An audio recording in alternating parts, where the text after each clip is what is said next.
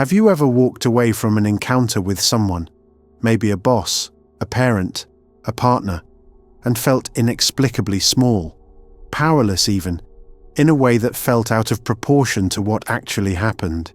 You might have asked yourself afterward, why didn't I speak up? Or worse, what's wrong with me? This is not weakness, this is something else entirely. What you felt was not a failure of strength, but a response to a carefully engineered dynamic, one where power isn't taken with force, it's slowly siphoned through silence, manipulation, and fear. It's easy to believe you were simply too sensitive or not assertive enough, but the truth is far more complex and far more freeing. Powerlessness, especially in the presence of certain people, isn't a personal defect. It's often the result of a system designed to make you question your instincts, doubt your perceptions, and minimize your needs. It's not that you didn't fight back, it's that you were conditioned, gradually, strategically, to believe there was no fight to be had. This episode is not about blaming or vilifying, it's about understanding.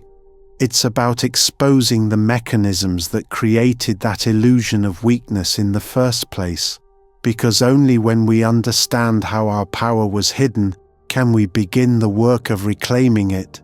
So if you've ever wondered why you froze, why you complied, why you felt invisible around them, this isn't your flaw. It was their design, and it's time to dismantle it.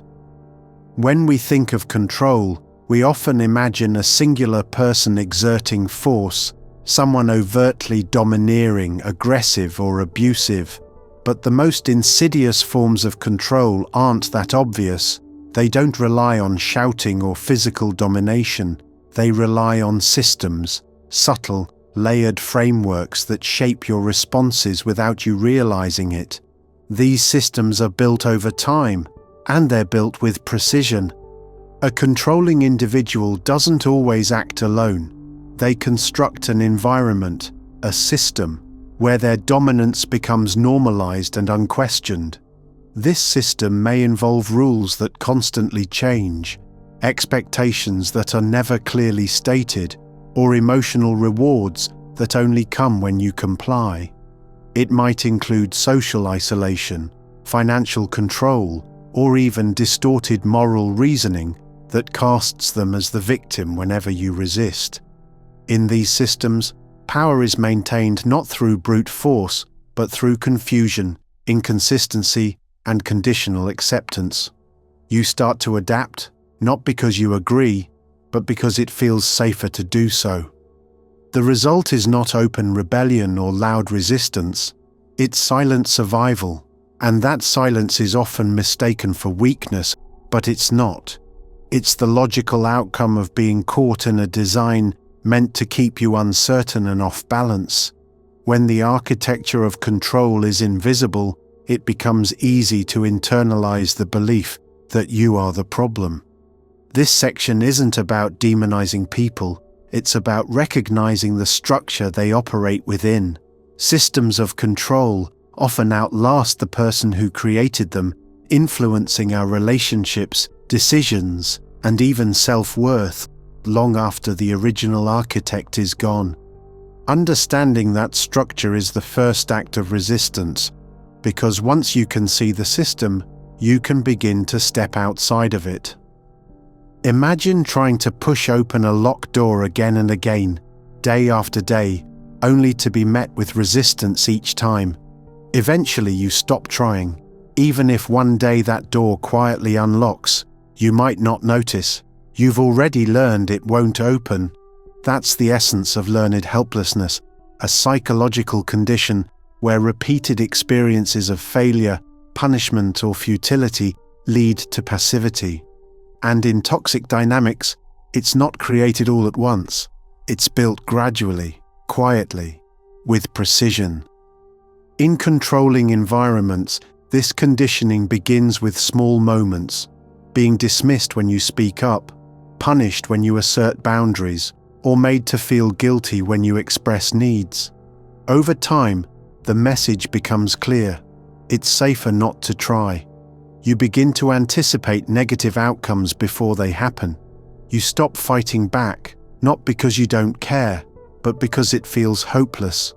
What makes this so devastating is that it's often invisible, even to the person experiencing it.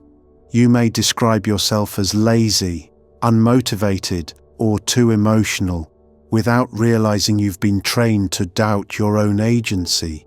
You didn't give up, you adapted. And here's the paradox: your learned helplessness wasn't irrational. It was a logical response to a system where effort was met with pain. In that context, submission becomes a form of survival. But while the conditioning is real, it's also reversible. Awareness is the first crack in the wall. When you begin to see that the helplessness you feel is not your nature but your conditioning, a shift occurs. You start to notice opportunities to act, to speak, to reclaim even the smallest choice. And each choice is a rebellion. You were never truly helpless, you were just taught to believe you were. The fire didn't go out, it was buried. Now we begin to unearth it.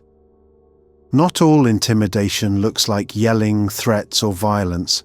In fact, the most effective forms don't leave a mark, they leave doubt.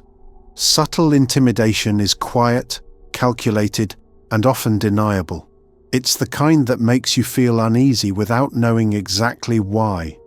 It starts with small signals: a prolonged silence after you speak, a raised eyebrow, a slight smirk when you assert yourself.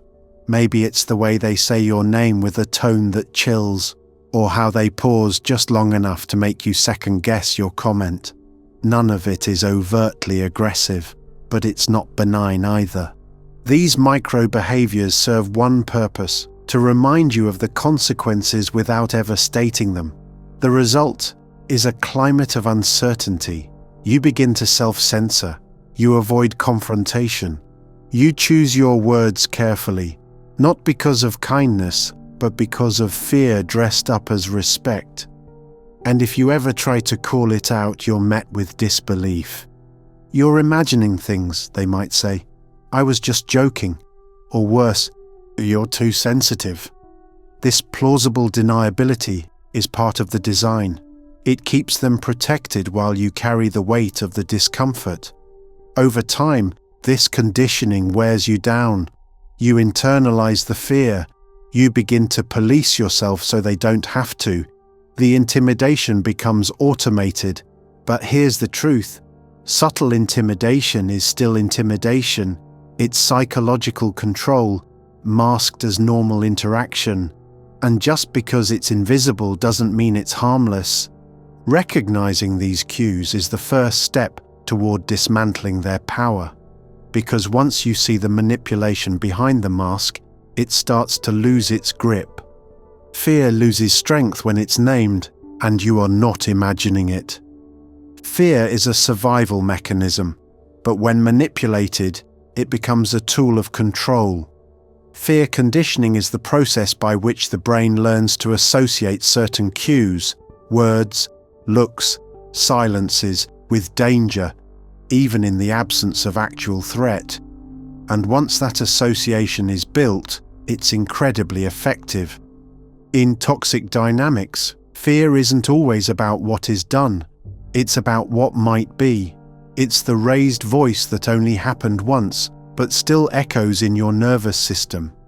It's the cold shoulder after a disagreement, the sudden withdrawal of affection, or the subtle shift in tone that signals you've crossed a line. Over time, your brain becomes hyper-attuned to these signals.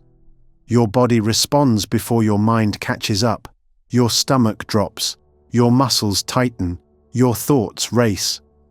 You become conditioned to avoid conflict, not because you're weak, but because your brain has learned that certain interactions lead to pain, rejection, or punishment. What's worse is that this conditioning often leads to anticipatory obedience. You modify your behavior to avoid feared outcomes, even when they're no longer present. You hesitate to speak up, to express needs, to take up space. not out of logic, but because your nervous system has equated expression with danger. This isn't about being dramatic, it's neuroscience. It's how trauma and chronic stress reshape our internal wiring. But here's the key: the brain can be retrained. Through conscious awareness, safe relationships, and repeated corrective experiences, those old fear associations can begin to fade. What once felt like a threat can become neutral. What once paralyzed you can become a place of power. Fear may have trained you to submit, but healing can train you to rise. Gaslighting isn't just lying, it's psychological warfare aimed at your sense of reality. At its core, gaslighting makes you question what you saw, what you heard, and eventually, what you are. It's not about convincing you they're right, it's about making you unsure that you ever were. It starts subtly. You express concern and they tell you you're overreacting. You recall a past event and they insist it never happened. You try to set a boundary and they twist your words until you feel selfish or unstable. Over time, this repetition wears down your internal compass. Gaslighting works by undermining self-trust. If they can get you to doubt your memory, your instincts, or your emotions, they don't need to control you directly. You'll start controlling yourself. You become afraid to speak up, afraid to make decisions, afraid that maybe you are the problem. And that's the point. You stop trusting your own eyes and ears. You hand over authority, not because you believe they deserve it, but because you no longer believe you can trust yourself. The tragedy of gaslighting is that it doesn't just create confusion, it creates dependence. You begin to need their version of events to feel grounded. You give them control of the narrative because your own feels too shaky to hold. But here's the truth. Your doubt was planted, your confusion was designed, and every time you choose to believe your own perception, no matter how small, you take back power that was never truly theirs. When you're caught in a controlling or manipulative dynamic, blaming yourself can feel strangely natural. Maybe I'm too sensitive. Maybe I provoked them. Maybe I just can't handle relationships. These thoughts don't come from nowhere. They're symptoms of internalized oppression. Over time, repeated exposure to subtle control teaches you a dangerous lie. You are the cause of the harm you experience.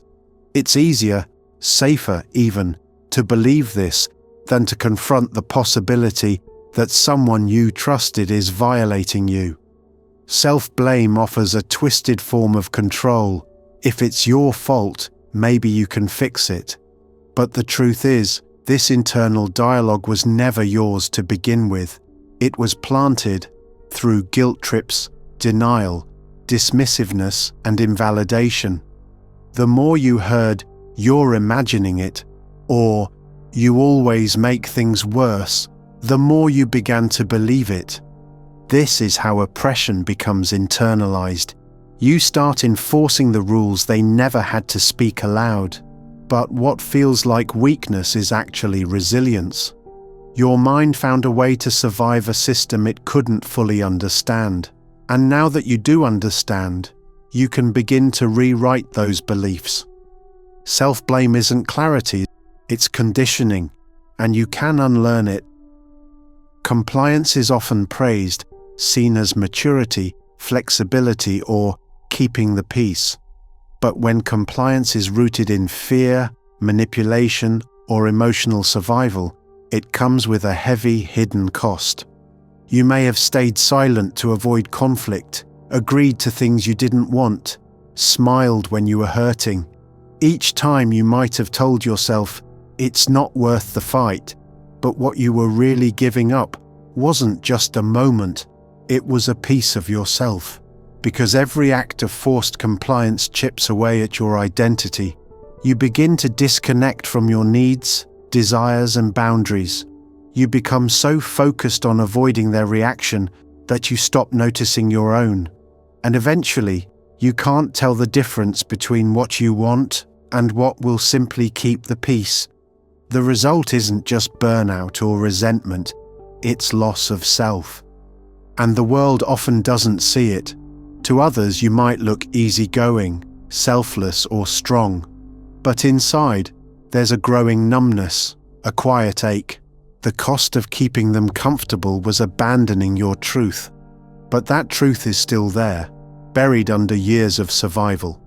And reclaiming it starts when you stop calling compliance a virtue and start seeing it for what it really was, a warning sign. Before healing, there's recognition, a moment, quiet but powerful, when something finally clicks.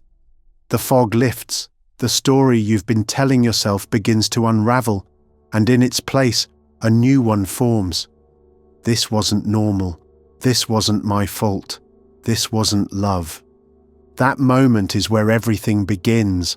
For so long, you may have felt disoriented, stuck in loops of doubt, guilt, or confusion.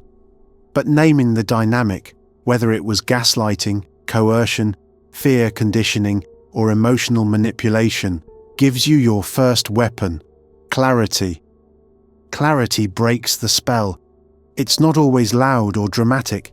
Sometimes it arrives in a conversation, a book, or a phrase that echoes in your bones. And suddenly, what once felt like chaos begins to form a pattern. The unexplainable becomes explainable. And with explanation comes power. Recognition doesn't fix everything overnight, but it changes the direction. You stop turning inward for blame and start looking outward for understanding. You stop asking, "What's wrong with me?" and start asking, "What happened to me?" That shift is no small thing. It's the first act of rebellion, the first spark of awakening, and it proves one undeniable truth. You were never powerless, you were just misled. Now you're beginning to see. Once you've seen the pattern, the question becomes, what now? Reclaiming your power isn't about becoming someone new. It's about returning to who you were before the fear, the doubt, the silence. And that process begins with agency, the ability to make choices rooted in your own truth.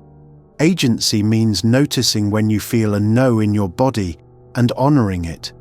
It means allowing discomfort, not as a threat, but as a signal of growth.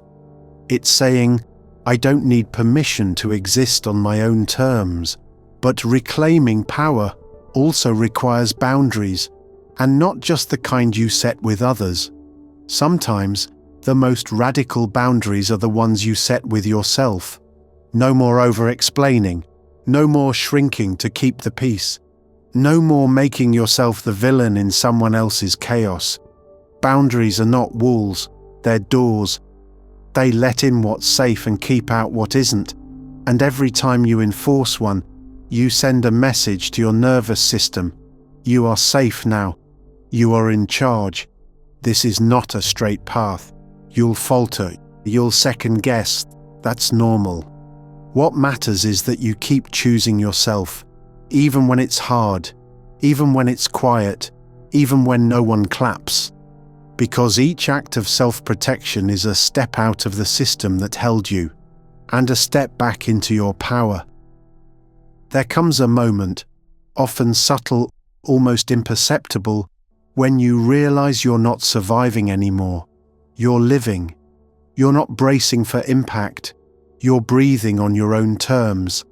This is the return of self. After being shaped by someone else's control, coming home to yourself can feel unfamiliar, but piece by piece you begin to remember your voice, your boundaries, your worth. Not because someone told you, because you felt it, in your bones, in your breath. The journey back isn't a straight line. Healing rarely is.